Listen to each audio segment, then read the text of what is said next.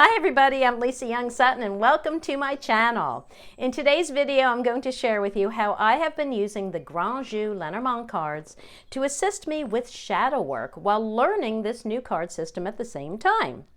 Now, why perform shadow work? My interest in shadow work was only aroused when I discovered that by addressing all of my hidden, subconscious beliefs, thoughts, and feelings, I could greatly speed up my ascension or spiritual awakening process, and that I could accomplish this through opening my Akashic Records, and that I could use cards as a tool to assist me with the entire process. How cool is that? Now, how will this help to learn a new card system? Well, the way that I learned the Petit Lenormand so quickly and thoroughly was by connecting it to something I already knew about and was passionate about, and that was animal communication. This made the process of learning the cards not only fun, but it enabled me to easily learn the cards' language because I already knew the language of animal communication. I knew that language of how I was receiving messages through the ethers from the animals. So by using the cards, like by pairing the cards with that, I was very easily able to learn the language of the cards. Okay? Another point I'd like to make is that if you are thinking you're not interested in shadow work or your subconscious mind, let me ask you this. Have you been trying to manifest something in your life? Like $1 million or, a perfect mate or, a new house or whatever, new job. Have you been trying to manifest these things by using affirmations and positive thinking and positive language such as neuro-linguistic programming, NLP, right? But you're experiencing mediocre or no results? Well, that's because manifesting is not only based on your conscious, but even more so on your subconscious. You can't just talk about what you want for your life. You must feel it and believe it. You got to get your emotions involved, and you have to have that belief, all that belief that like every religious text throughout history talks about. Yeah. Okay. So that all starts with cleaning up your subconscious, You need to get rid of the baggage so you're a clean slate so you can get into all this stuff. All right, so what are the Akashic Records and how do you open them? I'm just going to give you the Cliff Notes version here so that you understand the concept. The Akashic Records are typically defined as a collection of every thought, word, emotion, and intention that's ever occurred or will occur in the past, present, and future for all life forms and entities. So this is not just for humans. In essence, they are a record of every soul's journey throughout eternity. It is so wild. When I started getting into the Akashic Records, I don't know how long it's been now, but I've just been blown away. Okay. Now, just to give you an idea of how this all works, there are 7 planes of existence, but you only need to be concerned with the first 3 or 4. The first plane is the physical plane. That's where we are. That's all this is physical, right? You can touch it. This is the densest energy. It's the slowest vibrating energy, okay? The second is the emotional or astral plane, okay? It's right above the physical is the emotional, so you can see how important feelings are and emotions, right? And then the third is the lower mental or causal plane. And this is the first plane where you can access the records, mainly for past life information, which is what so many people think the Akashic Records are for. But the fourth plane is the Akashic plane, or the plane of unity, or the quantum field. The higher planes have several names. But it's here that we can access the records of everything happening in the universe. I mean, seriously. Okay, now there are 3 higher planes, only one of which, the upper mental or spiritual plane, can even be accessed by humans while we're on the physical plane. Actually, it's said that Lao Tzu worked out of the spiritual plane. But let's not get ahead of ourselves. We want to learn to walk before we can run. Yes? It's kind of like when people say, I just started learning the Petit Lenormand 3 days ago, and they lay a grand tableau or even a box spread. And I'm like, you got to start with 3 cards. Okay. So it's that kind of thing. So don't get ahead of yourself with this. Don't let it all overwhelm you. All right. So what is the process?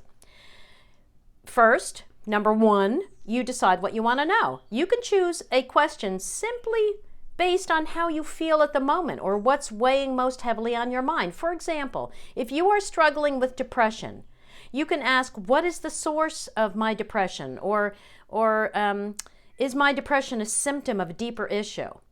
Or if you're not happy with your physical body, you can ask, what am I holding in my subconscious that's creating problems with my weight or with hair loss or skin rashes or whatever, whatever the reason is that you don't like your body? Or what do I need to let go of in order to improve my physical body? Okay. So, if you're dying to move, there's focused questions on that, a relationship, whatever it is. Okay. Number two, get into a receptive state. I do this by bringing my brain to alpha state through meditation. If you don't know what alpha is, watch my Mojo video. Number three, I call in my guide. If you don't have one, just ask for a guide to assist you in opening your records. You will receive one whether you are aware of them or not.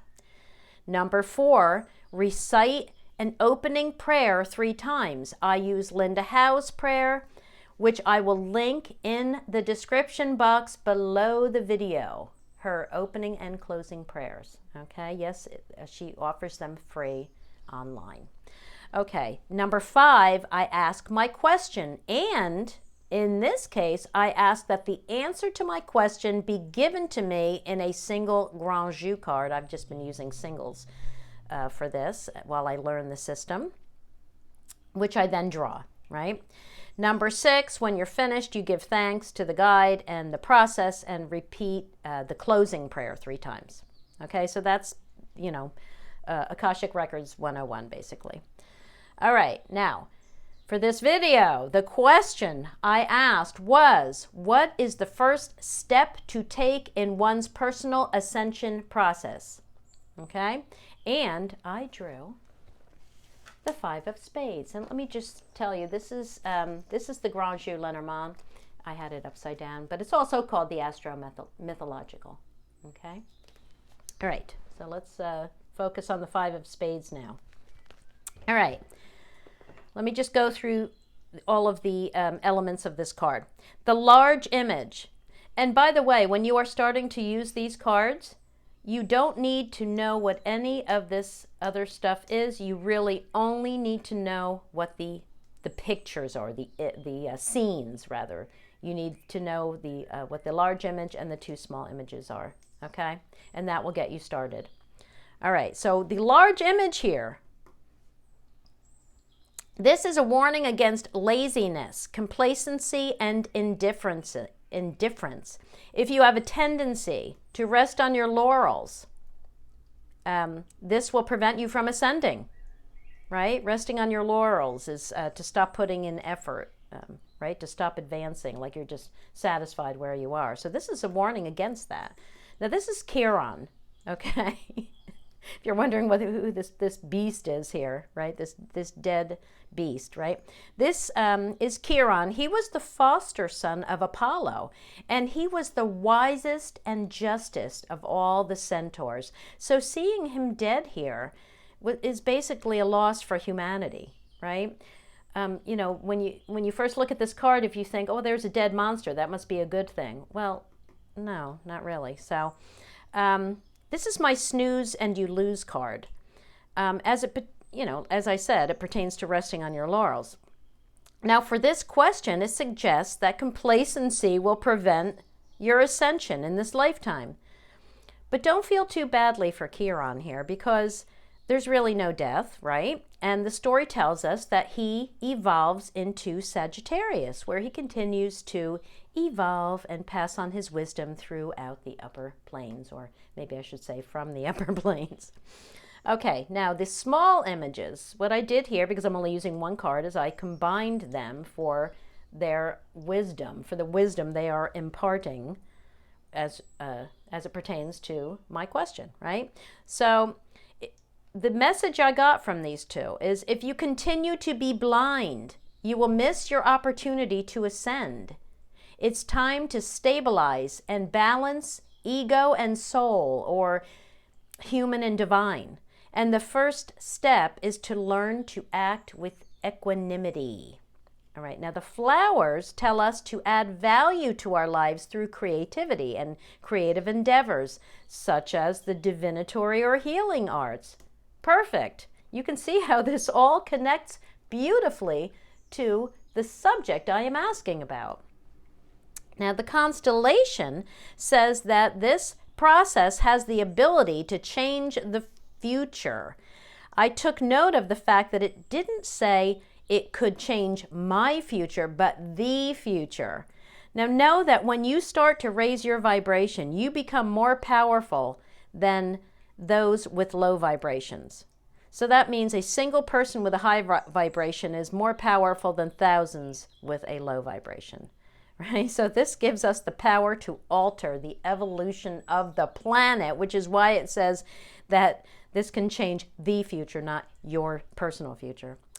Oh, amazing stuff. Okay, the letter A relates to autonomy, ambition, and control. Now, autonomy jumped right out at me as it connects to independence and self-determination, which is our freedom to choose to act without external compulsion. Now, this says that we shouldn't compare our paths to others, as we'll all be led on our own, to our own ways of achieving ascension.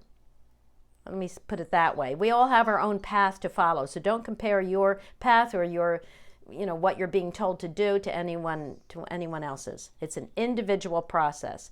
Now, putting all of that together, I see that the first step is to take the first step. Basically, this card is saying, remember I said it's my snooze and you lose card, so it's saying now's the time. Do not be satisfied with your life as it is any longer. If you continue to be blind, which is to be stuck in the illusion of the planet, you are going to miss your opportunity to ascend. The first step is to balance, remember these images, is to balance ego and soul, or human and divine aspects of yourself, in order to achieve equanimity. And we do this by raising our vibration. Begin raising your vibration by engaging in the healing arts, such as energy healing, yoga and meditation, and divination and shadow work, and of course working in the Akashic Records. But the art of healing starts as simply as deciding to always be happy, to slow down and calm down and stop doubting yourself and doubting others and doubting the world, and stop fretting about the future. Engage in pleasurable activities more often. All of these things raise your vibration, and as I just explained, a high vibration is very important. It's where it all begins, okay? So now, where did I get all that information? Well, as you know by now, any of you who have done any research, there are no books yet in English on the Grand Jeu, but we do have English sources, and I'm going to link 2 of them in the description box below, so that you will have all of the information on all of the parts of these cards. Okay, so that's it for today, my friends. Thank you so much for watching. Don't forget to subscribe to my channel, and if you are on Facebook, join my Lisa Loves Lenormand Traditional Method of Distance and Beyond group, where we are playing with not only the Petit Lenormand, but now we are also playing with the Grand Jeu. All right, that's it. Thanks. Bye.